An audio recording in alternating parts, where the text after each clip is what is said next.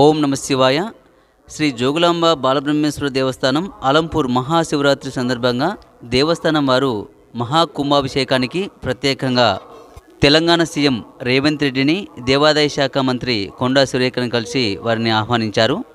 ఈ శివరాత్రి మహోత్సవాలు 7/3/2024 నుండి 11/3/2024 వరకు జరుగుతాయి. మొదటి రోజు గణపతి పూజ మొదలుకొని మహాకలశ స్థాపన, రుద్రహోమాలు, ధ్వజారోహణ ప్రారంభమవుతాయి.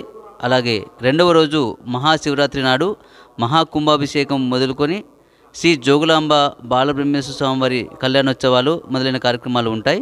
మూడవ రోజు శనివారం నందివాహన సేవ, అంశవాహన సేవలు మొదలైన కార్యక్రమాలు ఉంటాయి.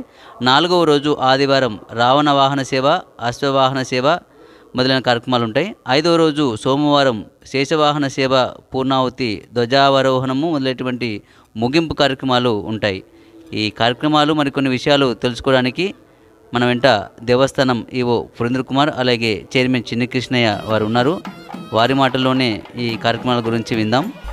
శ్రీ జోగులాంబ బాలబ్రహ్మేశ్వర స్వామి దేవస్థానం 5వ శక్తిపీఠం, తెలంగాణలోనే ఏకైక శక్తిపీఠం. ముఖ్యంగా మార్చి 4 నుంచి 8వ తారీఖు వరకు రంగరంగంగా వైభవంగా కార్యక్రమాలన్నీ కూడా ఏర్పాటు చేయడం జరిగింది. మహాశివరాత్రి పర్వదినము మరియు 12 ఏళ్లకోసారి జరిగేటువంటి కుంభాభిషేక కార్యక్రమాన్ని ఏర్పాటు చేయడం జరిగింది. అత్యంత అరుదుగా జరిగేటువంటి ఈ కుంభాభిషేక కార్యక్రమాన్ని మా అర్చక స్వాములు, మా సిబ్బంది అందరూ ఇప్పటివరకే దాదాపుగా పనులు నడుస్తున్నాయి. ఈ కార్యక్రమాలన్నీ కూడా 4వ తేదీ మహాశివరాత్రి పర్వదినాన్ని పురస్కరించుకుని ప్రారంభించే కార్యక్రమాలే కాకుండా ఈ మహాకుంభాభిషేక కార్యక్రమాలు కూడా రుక్కుత స్వాములతో ఏర్పాటు చేయడం జరుగుతుంది. జోగులాంబ బాలబ్రహ్మేశ్వర స్వామి దేవస్థానం దక్షిణ కాశీ అల్లంపురంలో మహాశివరాత్రిని పురస్కరించుకొని వివిధ కార్యక్రమాలు నిర్వహించడం జరుగుతున్నది. మాఘమాసం, ప్రతి మాఘమాసములో 18 సంవత్సరాల నుంచి సప్తాహ కార్యక్రమాలు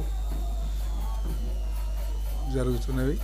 అదేవిధంగా శివరాత్రి పర్వదినాలలో భక్తులకు ఎటువంటి ఇబ్బందులు లేకుండా వాళ్లకు అన్ని రకాల వసతులు ఏర్పాటు చేయడం జరిగింది. శివరాత్రి మాఘమాసంలో మహాకుంభాభిషేకం కూడా దేవస్థానం వారు నిర్వహించడానికి తలపెట్టినారు. ఈ కార్యక్రమం ఎన్నో ఏండ్ల కింద జరిగింది. ఇప్పుడు కార్యక్రమం నిర్వహించాలని కమిటీ వారు, ఈఓ గారు, మా అర్చక బృందం అందరం కలిసి నిర్ణయం తీసుకొని దిగ్విజయంగా ఈ కార్యక్రమాన్ని నిర్వహించాలని కమిటీ నిర్ణయించింది. ఈ కార్యక్రమాలన్నింటినీ భక్తులందరూ తిలకించి గలరని ప్రార్థన. ఓం బాలబ్రహ్మేశ్వరాయాస్తు భక్తకల్ప ద్రుమాయ చ కోటిలింగ స్వరూ